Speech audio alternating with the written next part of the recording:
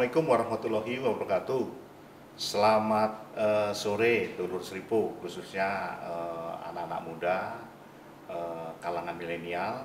Ini tamu Seribu yang hadir sore ini sangat luar biasa, spesial ini. Jadi ada Mas Rangga Akbar. Selamat sore Mas, Assalamualaikum. Ya, waalaikumsalam, selamat sore Pak. Mas Rangga Akbar, ini kenapa kita hadirkan di forum podcast ini, ya karena memiliki prestasi yang bagus, yakni sebagai ketua RW termuda Palembang. Nanti tanggal bulan Desember akan dilantik oleh wali kota ya, langsung ya. Iya. Ya. Kita langsung tanya-tanya aja ke Mas Rangga Akbar. Boleh. Ya ini biasanya kan orang aja untuk bekerja sosial menjadi RW atau menjadi RW kadang-kadang kan berpikir, nah kenapa Mas Rangga ingin menerjuni profesi sosial ini? Kalau boleh tahu, itu dulu. Baik, sebelumnya yang menurut saya faktor terbesar itu dari faktor keluarga ya Pak. Ya, karena kebetulan ibu saya itu waktu saya umur 2 bulan masih bayi banget, itu udah jadi RT. Waduh. RT termuda juga waktu itu di Palembang. Jadi memang selama 11 tahun beliau jadi RT. Jadi selama 11 tahun itu proses saya dari kecil juga akhirnya ikut aktif ke rumah-rumah warga, ketemu dengan warga, berkenalan gitu. Jadi mulai terbentuk lah gitu Pak. Sisi sosialnya saya juga gitu. Jadi lambat laun mulai dari situ akhirnya mulai tuh aktif juga di luar kampung saya sendiri. Justru dengan keaktifan saya juga di luar kampung sejak SMA, kuliah itu juga justru menjadi modal saya untuk balik ke kampung lagi gitu. Karena saya ada kenalan di sini, jadi saya manfaatkan kenalan itu untuk kembali membangun kampung saya dengan berbagai kegiatan sih waktu itu, seperti pengembangan anak-anak muda di dalam isu religius, kemudian bakti sosial, itu Pak. Jadi memang motivasinya memang karena dorongan dan faktor keluarga juga sebenarnya Pak. Wah itu, jadi nama lengkap Rangga Akbar, Ketua RW 03 5 Ilir ya. Oh ini luar biasa. Ini kita tanya lebih jauh nih. Kalau boleh tahu kuliahnya di mana nih, Rangga Akbar? Saya dulu di salah satu PTS di Palembang. Ini boleh saya sebut kampusnya? Boleh, nama. Ya, di Stisipol Cender di Muka. Kawan saya juga yang punya ini. Beliau ya. Dan di ilmu politik juga kebetulan. Di sana gitu. Pak, masih strata 1 saya. Strata 1, sudah lulus tapi ya? 2019. Ya. Nah selain jadi ketua RW, kegiatan sehari-hari apa? Kegiatan sehari-hari saya juga kerja WFH ya Pak. Kerja WFH di bidang crowdfunding. Jadi masih ngarah juga nih ke jenis-jenis bantuan sosial ke masyarakat gitu. Dan selain itu juga saya aktif di organisasi alumni dari pemerintah Amerika Serikat. Pernah ke? Ya, saya waktu 2018 ada kesempatan juga ke Amerika Serikat. Jadi pasca dari ikut program itu kebetulan ada komunitasnya di Palembang, jadi saya juga aktif untuk mempromosikan kerjasama antar dua negara ini juga. Boleh juga lah ini Rangga Akbar ini. Nah, sebagai anak muda tentu nggak mau bekerja biasa-biasa aja. Ya kalau menjadi ketua RW yang selama ini ya biasa aja. Nah, meskipun nanti dilantiknya Desember, kira-kira punya cita-cita seperti apa sebenarnya lingkungan RW, RT di Indonesia khususnya di Palembang ini? Mau menjadikan seperti apa sehingga menurut Akbar, misalnya saja pernah ke Amerika, misalnya disamakan dengan itu atau seperti apa? Yang jelas semakin kesini semakin realistis ya Pak ya. Jadi tidak ingin mengubah dunia, saya juga tidak ingin mengubah kayak benar-benar berubah, tapi memang yang paling utama saya justru fokus ke hal-hal yang sangat mendasar, seperti lebih mengenalkan pendekatan ke masyarakat. Karena saya pun melihat melakukan beberapa riset bahwa posisi RW ini cenderung kurang dekat dengan masyarakat. RW ini kurang dekat atau pengurus RW kurang dekat Bisa RW dan juga beserta pengurusnya. Kalau menurut riset yang saya lakukan ya Pak ya. Karena pernah riset gitu ya? Saya juga pernah riset di kampung saya sendiri. Hal itu karena memang RW ini kan lebih fokus untuk koordinasinya ke RT-RT yang di bawahnya. Ya. Sedangkan yang di akar rumput itu kan kepada ketua-ketua RT-nya. Jadi di sini saya ingin juga mempromosikan bahwa ini loh fungsi dari rukun warga ini seperti ini. Dan saya juga ingin kembali lebih melibatkan pengurus-pengurus RT-nya. Karena riset saya juga karena RT dan RW ini cenderung lebih banyak formalitas aja Pak, memenuhi formalitas susunan kepengurusan gitu. Yang kerja hanya RT-nya saja, bahkan sekretaris bendahara tidak dilibatkan, akhirnya kurang koordinasi gitu. Jadi hal basic ini yang ingin saya benahi dulu di kampung saya gitu. Jadi bahwa memang ketua memang harus melaksanakan tugas sebagai ketua, sekretaris juga dia yang benar-benar menulis proposal ataupun menulis surat, dan juga bendahara dia yang benar-benar mengatur keuangannya gitu. Karena saya ingin mewujudkan daerah saya yang benar-benar percontohan lah itu untuk sebagai kampung integritas gitu. Kampung integritas, apa itu? Kampung integritas itu kita lebih cenderung untuk keterbukaan dalam tupoksi gitu Pak. Keterbukaan tupoksi bahwa memang yang saya kerjakan selama ini A, B, C, D. Jadi bukan hanya sebagai posisi saja gitu. Lebih ke sana. Iya Mas Rangga Akbar. Ini sebenarnya peran menurut saya ini sebagai orang media dan sebagai warga tentunya. Peran RW sama RT ini luar biasa loh. Paling tidak kita aparat bisa bekerja sama dengan RW, RT misalnya dalam menangkal terorisme dan sebagainya. Dan memang apa yang disampaikan itu RW yang RT biasanya yang berhadapan langsung dengan masyarakat. Nah, sekarang Rangga Akbar ini coba menghidupkan RW justru lebih proaktif. Iya. Seperti apa nanti proaktifnya kira-kira RW itu? Kan selama ini sudah tertata lewat RT. Nah, peran RW sendiri, kalau di 5 ilir ini ada berapa RT? Total yang saya ketahui itu ada 23 RT, Pak. Wih, gede itu ya. 23 RT dan ada 4 RW juga. Sudah pernah melakukan rapat tingkat RT? Untuk yang di masa jabatan saya, karena saya belum dilantik. Oh iya, belum dilantik ya. Nanti tapi udah direncanakan juga sih, Pak. Kira-kira misalnya tadi disebutkan kampung integritas. Kalau boleh tahu programnya apa saja itu, barangkali menjadi pilot project ini. Siapa tahu nih Pak Wali Kota atau Pak Sekda nonton ini, saya kira beliau-beliau pasti akan perhatian, karena bagaimanapun RT RW itu adalah tangan pemerintah paling dasar. Benar nggak Mas Rangga? Seperti apa tadi program integritas tadi? Jadi sebelumnya karena saya juga salah satu alumni program anti korupsinya KPK juga Pak tahun 2016.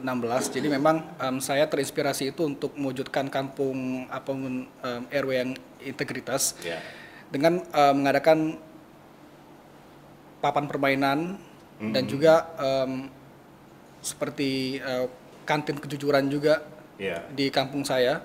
Kemudian juga masalah transparansi data di wilayah RW 03. Jadi memang saya juga ada rencana untuk bekerja sama dengan stakeholder di Amerika Serikat untuk mewujudkan program open data. Program open data, jadi masyarakat cukup untuk menginput data ketika mereka ingin memproses berkas-berkas baik itu KTP, KK, dan akte kematian dan akte kelahiran juga. Jadi saya ingin mempromosikan satu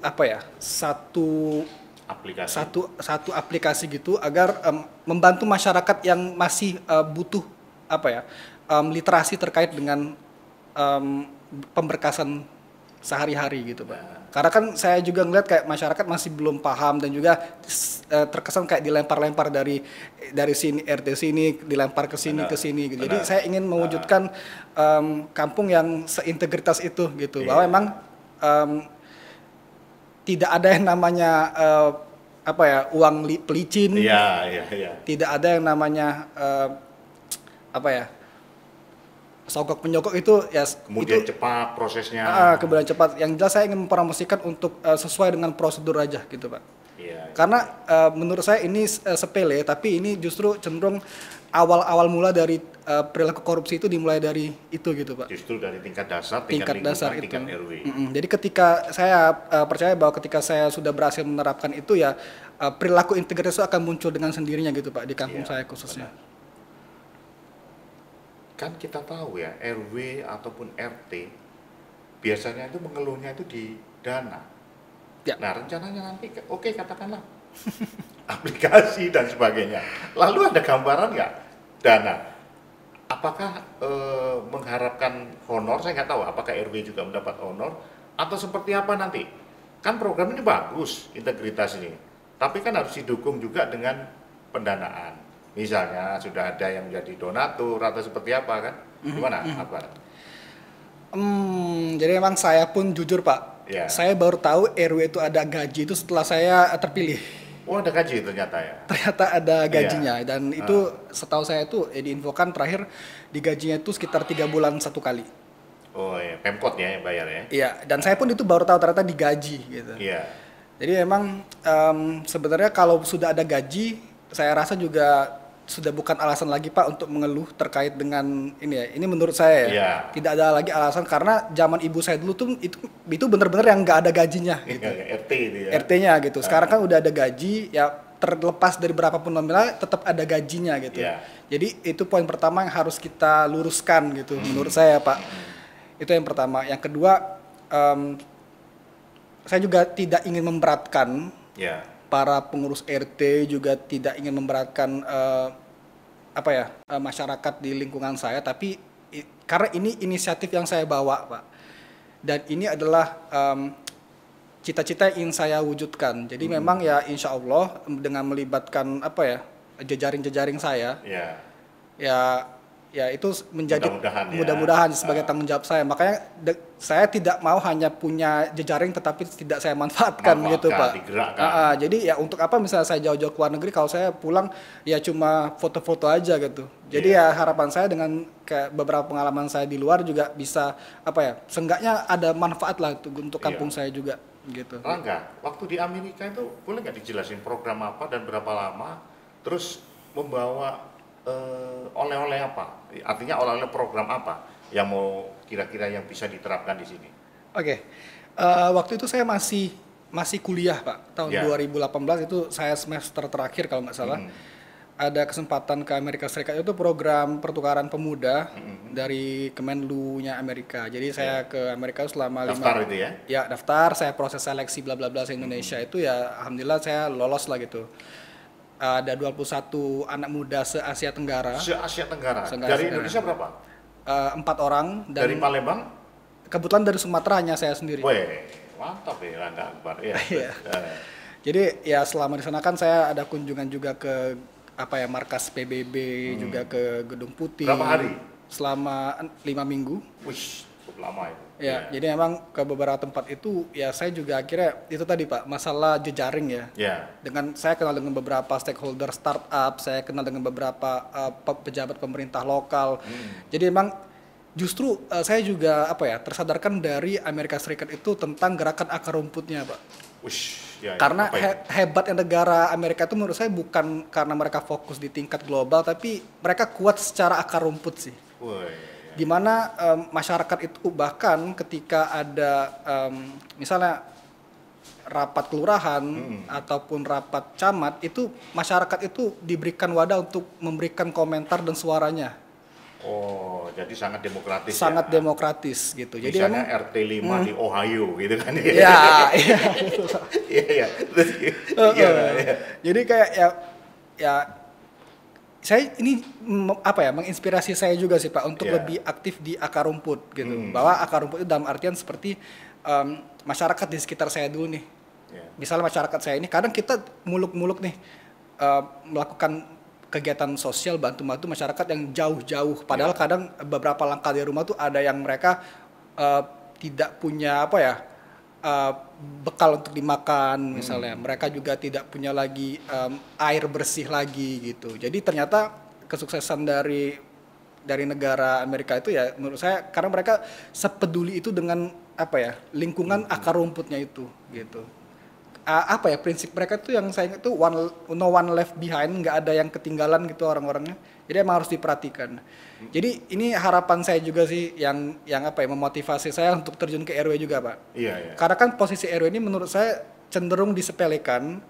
Karena memang kalau dulu kan kesannya tidak ada gaji lah, ngapain lah gitu. Tapi justru ini sebagai momentum apa ya, saya khususnya anak muda melihat ini tuh sebagai potensi. Terlepas sebagai saya untuk belajar nih, untuk menjadi pemimpin ya mungkin masa depan ya, gitu. Ya siapa tahu kan. Karena saya yakin itu dimulai dari ranah kecil dulu gitu, Pak. Biar saya nggak kagok-kagok amat gitu, misal ke depan gitu ya, insya Allah lah gitu kan. Dan juga karena juga di masyarakat tuh cenderung suka apa ya, malas mengutarakan pendapat gitu. Akhirnya kita nggak tahu nih, oh ternyata dia butuh A B C D gitu. Jadi ini yang apa ya, men-trigger saya untuk kamu harus aktif nih di daerahmu gitu. Ketika kamu kuat di daerahmu ya, kamu akan kuat juga dimanapun kamu ditaruh gitu. Benar. Nah, gitu. Seberapa jauh ya? Saya sendiri nggak bisa. Wewenang tugas dan wewenang RW, apakah misalnya dia juga bisa menghimpun warga misalnya dikasih pelatihan kerajinan tangan, seperti apa sepengetahuan Rangga tugas dan wewenang ketua RW khususnya, apa itu ya? Yang paling mendasar menurut saya itu lebih ke bagaimana untuk menjadi apa ya, penjembatan lah antar RT. Koordinator ya. Koordinator antar RT, dan saya sebenarnya RW juga mempunyai fungsi yang paling tepat itu untuk mengarahkan RT ini untuk saling bekerja sama, saling belajar juga. Dan bagaimana untuk saya ini menjadi penjembatan para RT untuk ke tingkat yang lebih tinggi seperti kelurahan atau kecamatan. Misalnya ketika ada bantuan ABCD dari tingkat kelurahan kecamatan, mungkin jatah kita sedikit dapatnya. Itu tugas saya tuh untuk misalnya memberikan argumen bahwa warga saya ini butuh lebih dari itu gitu. Atau mungkin warga saya lebih butuh proses administrasi yang lebih cepat. Itu menurut saya itu sih yang menjadi fungsi dari kehadiran RW ini sebagai penjembatan antara yang saya wewenangi seperti RT ke tingkat yang lebih tinggi juga. Tapi tidak menutup kemungkinan juga untuk RW mengadakan kegiatan-kegiatan seperti lokakarya ataupun juga seminar dan juga pelatihan-pelatihan dan lain-lain, karena memang di RW ini kan juga terafiliasi dengan organisasi seperti PKK dan juga kerjasama dengan LPM kelurahan juga gitu. Jadi memang RW ini juga sebagai yang monitor nih isu apa sih yang terjadi di kampung saya, dengan mempertimbangkan misal dari 5 RT, karena saya handle 5 RT juga, Pak. 5 RT. Mungkin dari 5 RT ini ada di 3 RT saya temukan masalah sanitasi misalnya. Karena ada di 3 RT gitu kan, ibaratnya udah hampir setengah wilayah saya gitu. Nah, menurut saya ini penting untuk dilaksanakan gitu. Dengan melihat indikator dari mayoritas isu gitu. Nah, ini menurut saya RW ini dituntut untuk kejelian melihat isu dan kejelian untuk menemukan peluang untuk mengatasi isu tadi gitu, Pak. Nah, itu yang penting itu saya kira. Iya, maksudnya ini lebih ke dituntut inisiatifnya, Pak. Inisiatif. Ya. Ada juga sih sebenarnya, misalnya saja jalan di kampung itu sudah jelek atau terkadang ada sering gangguan padam, itu sebenarnya kan peran RW di situ. Nah, sementara kalau RW-nya tidak aktif, warga yang dirugikan, benar nggak? Benar.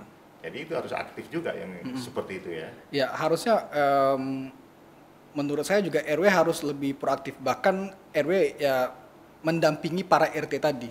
Nah, sebagai pendamping para RT tadi. Untuk bahwa karena kan tugas RW ini selama ini kan lebih ke RT yang memberikan laporan. Ya kita juga butuh kan terkait check and balances-nya di lapangan itu, apakah benar nih laporan si RT tadi gitu. Jadi ini yang saya ikrarkan juga, Pak, ketika saya baru terpilih, bahwa saya memang ingin door to door ke seluruh rumah warga yang ada di wilayah saya di 5 RT itu. Door to door. Saya ingin kenal, saya ingin tahu, karena juga di wilayah saya juga banyak perpindahan warga lama yang udah merantau, ada warga baru yang datang gitu. Jadi saya ingin mengenal lebih dekat lagi, satu-satu.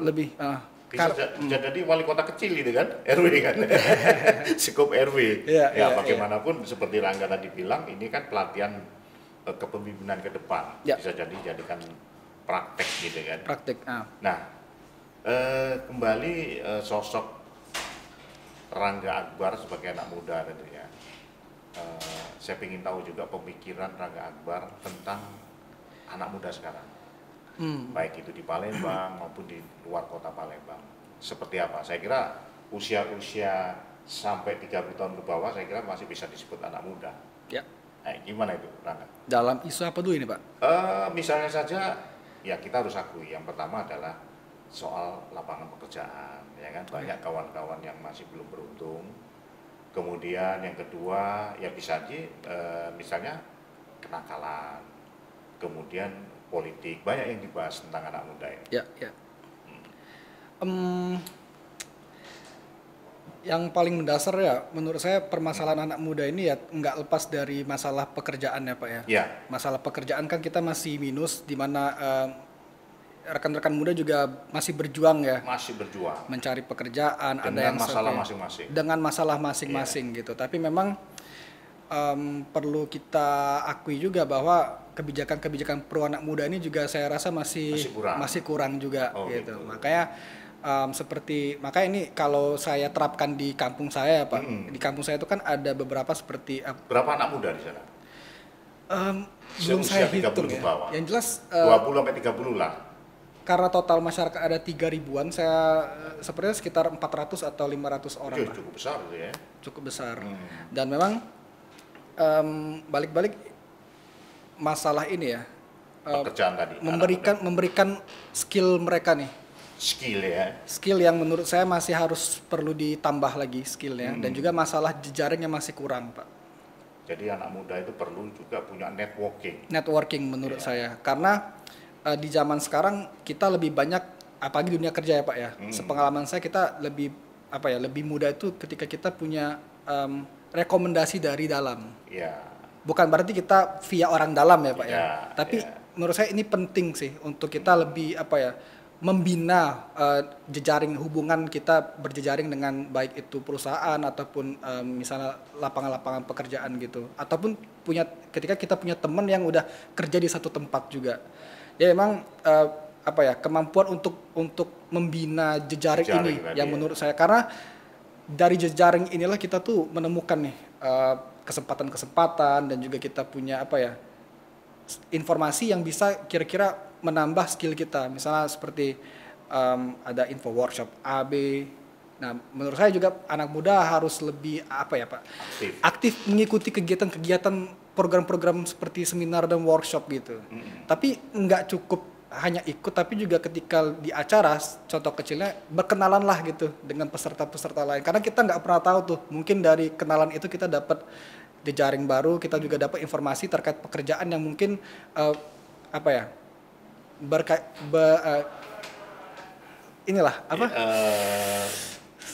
nantinya bermanfaat lah, kira-kira seperti itulah gitu. Jadi mungkin ini fungsi saya juga kalau di RW ya, memberikan informasi yang lebih lah gitu terkait dengan lokakarya, peluang untuk itu juga. Dan saya juga, karena di RW saya juga ada beberapa tempat usaha juga Pak, seperti industri dan lain-lain. Dan ada juga gerakan saya untuk mencoba untuk melakukan pendekatan lagi tuh ke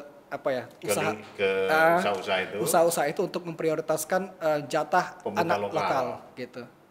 Itu yang bahwa ya itu tadi Pak, saya ingin anak-anak muda ini dilibatkan lah gitu pada proses pembangunan yang ada di daerah saya. Pembangunannya ya seperti tadi Pak, yang kegiatan usaha dan juga industri tadi gitu.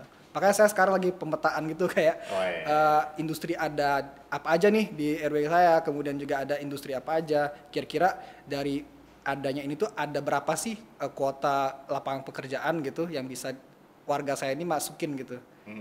Gitu. Dan saya juga akan turut ingin juga gitu Pak berpartisipasi membantu anak muda ini, ya bukan hanya ngasih channel aja, tapi juga untuk kita kuatin dulu lah skillnya sebelum saya promosikan juga gitu.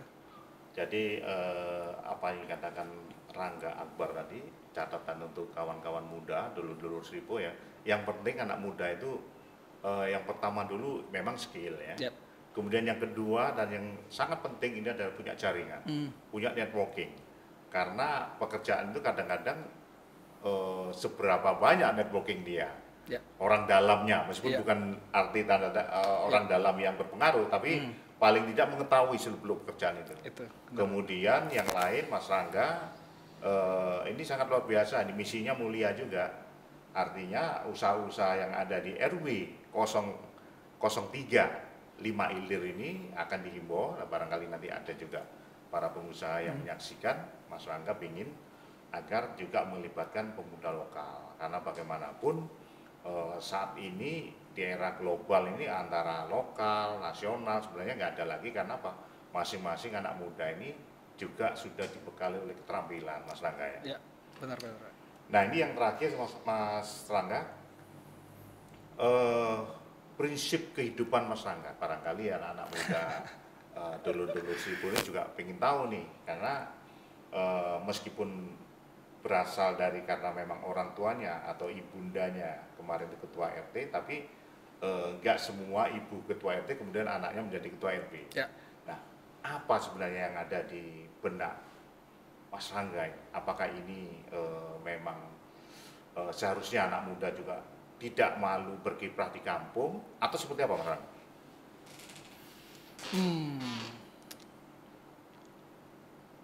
Lebih ke kapan lagi gitu, Pak. Oh iya. Karena menurut saya dengan apa ya, ini kan kesempatan yang nggak berlangsung selamanya ya. Benar. Di usia muda gitu Pak. Karena saya juga mempertimbangkan ketika saya usia semakin tua, saya juga harus lebih fokus ke keluarga, ke depannya, dan juga energi saya juga mulai terbagi-bagi ke A, B, C, D gitu. Sudah punya keluarga atau belum? Belum Pak. Ya. Ya, jadi justru dengan belumnya saya berkeluarga ini, jadi saya Waktunya banyak. Waktu yang banyak, saya memang bisa fokus ke masyarakat, lebih fokus ke masyarakat juga. Jadi sebenarnya ini menjadi apa ya? Peluang saya nih gitu untuk lebih, jangan sampai nanti kalau udah usia produktif di atas nanti masih punya kepinginan ataupun keinginan, tapi udah nggak bisa nih, udah mulai nggak bisa 100% lagi gitu. Usia dan kesibukan. Dan kesibukan dan lain-lain. Jadi dan yang paling penting juga prinsip saya, dari mana saya berasal ya dari situ juga saya harus kembali. Gitu. Gitu. Jadi lebih ke sana sih. Mas Rangga Akbar, sangat luar biasa ini. Mudah-mudahan perbincangan kita sore ini bisa bermanfaat, amin. Bisa menjadi inspirasi bagi kaula muda dulur-dulur Seribu. Terima kasih. Wassalamualaikum warahmatullahi wabarakatuh. Waalaikumsalam.